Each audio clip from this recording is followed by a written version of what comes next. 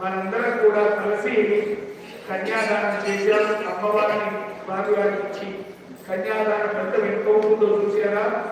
మనకు ఆ భగవంతుడు మానవుల కృప చేసినప్పటికీ ఇంతవరకు మనకు తెలిసి తెలియకుండా చేసినటువంటి ఒక నవవిధానం 9 విధానం మహాపాతకాలు, అందులో ఉపపాతకాలు ఇవన్నీ కూడా సత్య అపరోధన ద్వారా దాని యొక్క ఆ దోష ఫలితం మనకు రాకుండా మరి మనం మొదలుకొని మన ముందు 10 తరాల పితృదేవతలు, మన తర్వాత 10 తరాల పితృదేవతలు కూడా నరకానికి వెళ్లకుండా ఆ యొక్క సాక్షాత్తు ఆ శ్రీమన్నారాయణమూర్తి ఉండేటువంటి ఒక వైకుంఠానికి వెళ్ళేటువంటి ఒక ఫలితం కలుగుతుండగా ఈ విజ్ఞానాన్ని మనం ఎట్లా చూస్తూ ఉందండి.